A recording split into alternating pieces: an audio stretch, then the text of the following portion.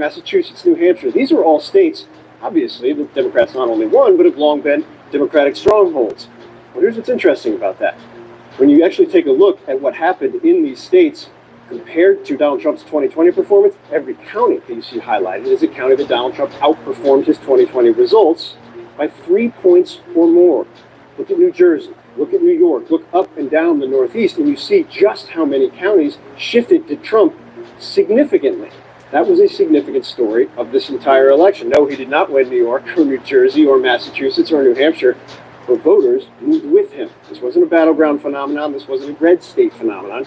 This was an everywhere phenomenon. Now, on tariffs, which will be central not just to the economic policy of the Trump administration, but also how he operates in national security, how he operates in bilateral relationships, it is clear that Trump has major goals that economists say wouldn't actually help on the cost of living basis. How that nets out will be critical in how those voters view Trump's perceived mandate. It is very clear that a traditional Democratic bloc of voters, and while they're not a monolith, certainly election after election after election, large majorities of Hispanic voters have gone towards Democrats, shifting away from that party towards Trump, mostly because of these numbers. Concern about the economy and the belief that, based on Trump's first term, he's the better steward of the nation's economy going forward. That was critical in the election. That is critical to Trump believing that on economic policy, some of which diverges dramatically from what we've seen as the economic consensus, he believes he can do what he wants. Nowhere when you talk to Trump officials is that mandate more clear, at least in their minds, than on the issue of immigration. It's what Trump has campaigned on since he's been in politics, and certainly was the animating feature of his 2024 race. And again, we go back into Texas and you look at what happened in these border counties. The darker the red, the more dramatic the shift towards Donald Trump in these counties, including some of those long-held Democratic counties that Hillary Clinton in 2016 won by 30, 40, 50 points. Well, you think Trump knows he has a mandate on immigration, knows that even the border counties that long voted Democrat believe in his policies on immigration? Well, he's backing that up with who he's appointed. Stephen Miller, Deputy Chief of Staff, inside the White House. He's going to be architect of Trump's immigration policy. Tom Homan will be the immigration czar, former head of ICE. The nominations are tracking with the very clear belief that Trump has policy plans, mass deportation, very strict immigration policy, really reshaping the entire bureaucratic system on that front. And those aren't just plans. He plans to implement immediately after he takes office.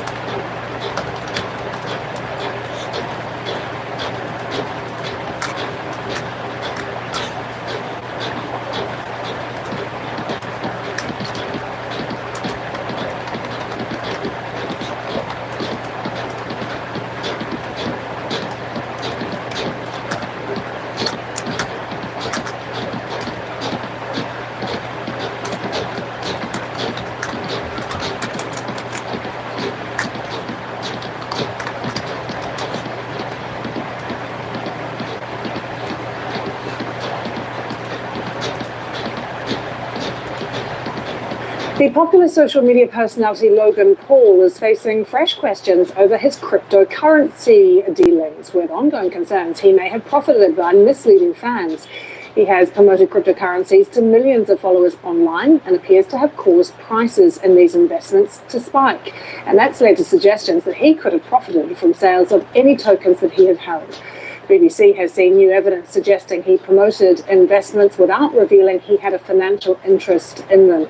He denies any wrongdoing, but let's bring you more now with the BBC's Matt Shear. I have to say that the real Logan Paul looks very different. Did you come all over here to ask about how I look? Is Logan coming? I'm right here, bud. We've been investigating the influencer Logan Paul's crypto activities for nearly a year. But when we booked an interview, he sent a lookalike and trolled us. I wanted to ask about allegations from critics who say he made personal gains by misleading his fans about crypto. For this, he denies any wrongdoing. The allegations relate to the way the influencer has used his social accounts to promote cryptocurrencies. Like in 2021, when at the height of his interest in crypto, he posted about an Elon Musk-themed meme coin to his global following. What he didn't say is that he may have been a secret holder of the token. Our investigation looked at an anonymous crypto account with close links to Logan Paul. We noticed the anonymous account was first funded by Logan Paul's public crypto account, then from his fan club's NFT project, and it purchased a large amount of the coin. Moments before the tweet, it bought almost $160,000 worth. When the market peaked 12 hours later, it sold its holding at roughly $120,000 profit. Shortly afterwards, the price crashed. So it appears an account with close connections to Logan Paul made a lot of money from that tweet by buying directly before and selling after. I went to the head office of the Securities and Exchange Commission. I asked their chair about the laws around promoting crypto. They're supposed to tell you if they get paid, how much they get paid, whether they own the tokens, whether they've made money on the tokens, whether they actually know something about the project. And we at the Securities and Exchange Commission have brought a number of cases in these areas over the years. Gensler couldn't speak specifically about Paul, but he told us, influencers, whatever their name might be, don't go out and tout something and mislead the public. because it's illegal. Yeah, well, it's also wrong. There are still questions around Paul's crypto activities, but instead of answering them, he chose to send a lookalike. In doing so, he appears to be ambivalent about what happens to fans who invested based on his endorsements. And with a class action claim filed for his failed CryptoZoo project, the allegations around Paul exploiting his significant platform to promote cryptocurrency continue to mount. Logan Paul has consistently denied any wrongdoing and blames other team members for the failure of the CryptoZoo project. Matt Shea, BBC News. When Donald Trump and his top ally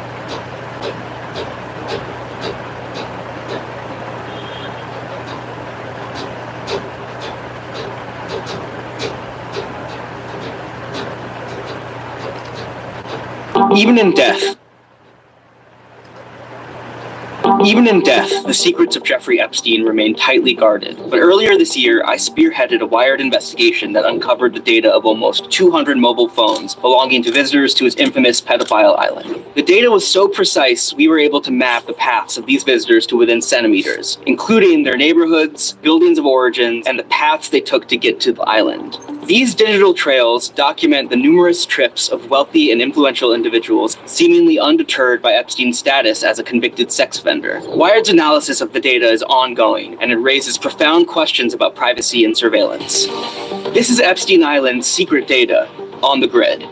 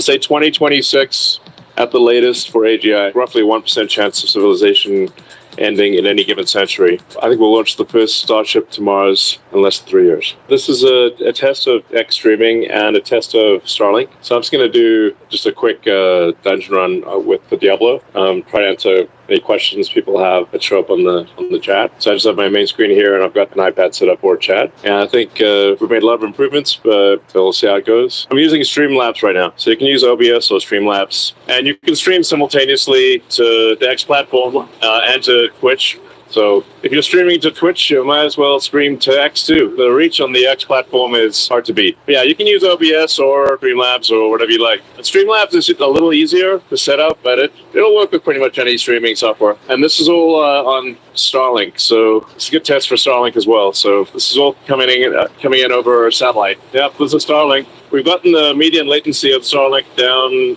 to around 30 milliseconds in the US, so roughly it's about equal to cable. And I think long term, like in the next, I don't know, year or two, we should be able to get the Starlink latency below 20 milliseconds. But yeah, Starlink seems to be doing pretty well. No packet loss, no noticeable latency so far in the game. I took my kids to see the Monster Jam monster truck at the Austin Arena. That's where I was earlier today. Just my kids love monster truck next level. So I don't have time for games. So games are, but my two sort of non-work things that I do are hang out with my kids and play, and the other thing is play video games. And then when the kids get to the right age, you can play video games with your kids, which is awesome. Yeah, pretty excited about the Starship launch 4. That was great. I think that was sort of like a 20% lucky outcome because both the booster has soft landing and the ship had a soft landing in the ocean. So we got a lot of great data, and unless something comes up that we think is problematic, we'll try to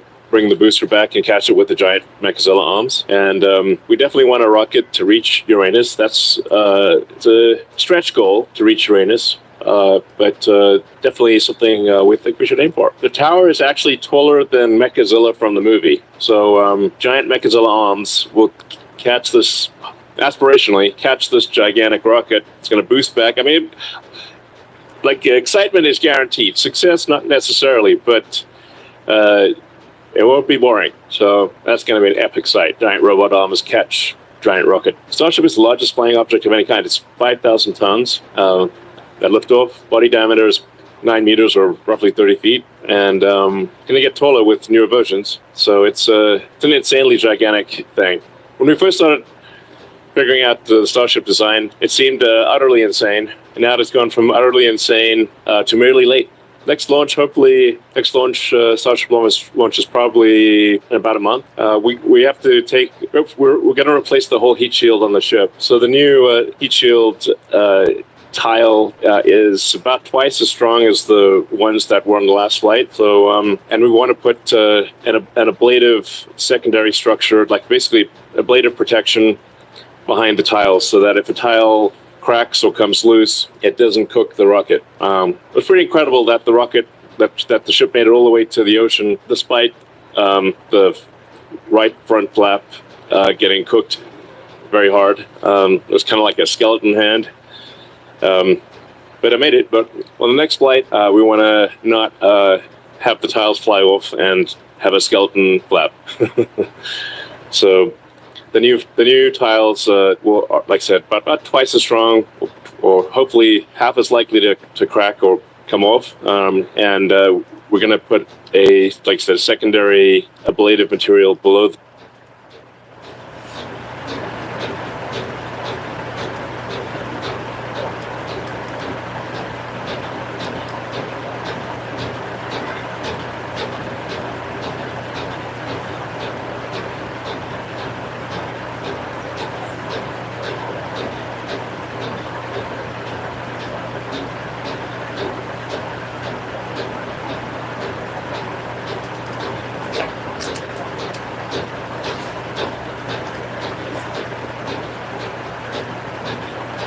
We'll show host to his love.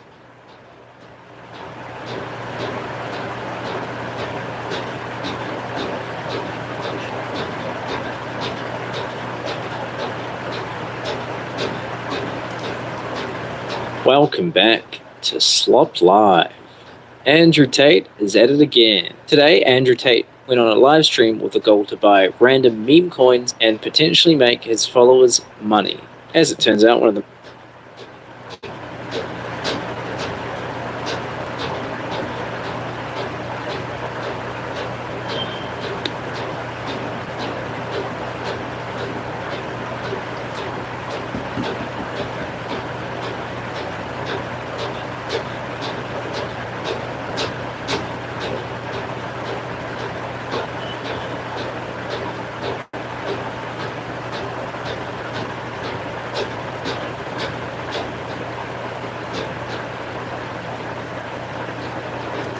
This man cannot remain in power.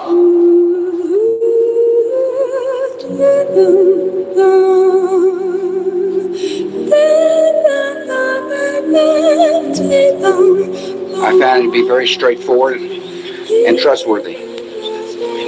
I was able to get a sense of his soul. I wouldn't have invited him to my ranch if I didn't trust him.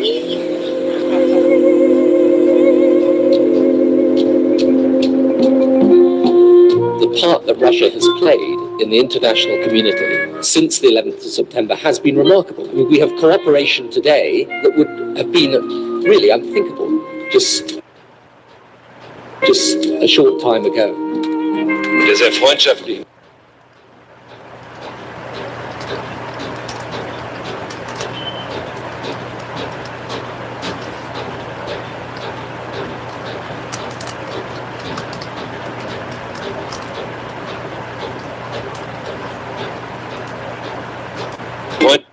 Freundschaftlichen Zusammenarbeit zwischen Russland und Deutschland, die vermutlich nie so gut war, wie sie jetzt ist, ist Vertrauen. I am confident that this new level of cooperation between NATO's members and Russia will now change the world and for the better. Поэтому предлагаю с этого момента штаб-квартиру надо переименовать в Дом Советов. Думаю, что это неплохое предложение. I will declare that to be a joke. Do I trust him? Yeah, I trust him. Russian heavy guns were firing at Georgian positions inside Georgia. Buildings are burning from the last airstrike, and people are warning that the Russian Air Force may soon be back. I brought with me today a big delegation of British business, all with an interest in expanding their trade with Russia. We seek a significant and sensible approach to economic development across our continent, and to that end will now be closely interconnected for decades to come. J'ai trouvé un homme très au fait de ses dossiers, très calme, très intelligent. I'm aware of the extraordinary work that you've done on behalf of the Russian people. Breaking news from Ukraine. Overnight, armed men seized control of 2 government buildings as Putin announces he's sending troops. Many of Putin's critics have mysteriously become ill or died. Hearing vicious political assassination of one of President Vladimir Putin's most outspoken critics. A new report about Russian interference in the presidential election. Next, to look at how strong the evidence is that points to the Putin government. Former Russian spy is in a critical condition in hospital. Investigators suspect the Kremlin could be behind the incident in Salisbury on Sunday. He says great things about me. I'm going to say great things about him. He's been a leader far more than our president has been a leader. Wouldn't it be great if we actually got along with Russia? Am I wrong in saying that? Wouldn't it be great?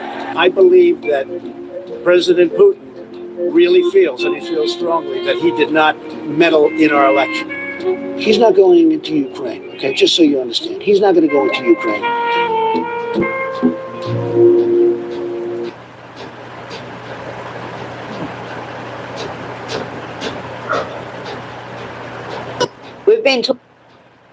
We've been talking about all these celebrities who've pledged to flee America if Trump wins. Well, Trump has won, and won convincingly.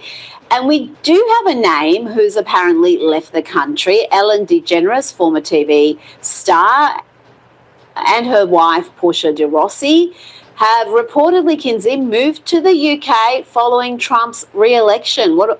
Is this the reason they moved? Because we had another story about 3 or 4 days ago where a celebrity had moved, but then it turned out that they had moved years earlier and had nothing to do with Donald Trump. This is a recent move. This is not necessarily because of Trump, but I think the shift They wanted the House previously, but I think the shift full time is because You're one of the fastest growing channels on YouTube right now. Is because of Trump. Remember that we actually discussed this, Ellen's Instagram, where she had that picture of Kamala and she was like, can't wait for you to be our first female president, and all the negative reaction she received. She's devastated about this win. And according to TMZ, she has moved 2 hours outside of London. And all I have to say is, the second that those Londoners and people in the UK realize that she is buddy with Meghan Markle, it's going to go over like a turd in a punch bowl. They're not big fans of Meghan Markle over there, so she might want to keep that on the low. Yeah, I would do that, and obviously her reputation isn't what it. She didn't use Obama on the as director on the credits. It said Malia Ann. She used her middle name. didn't put Obama on that. I was all like, you do know they'll know who you are. Former President Barack Obama is weighing in on his and wife Michelle Obama's eldest daughter Malia dropping her last name professionally.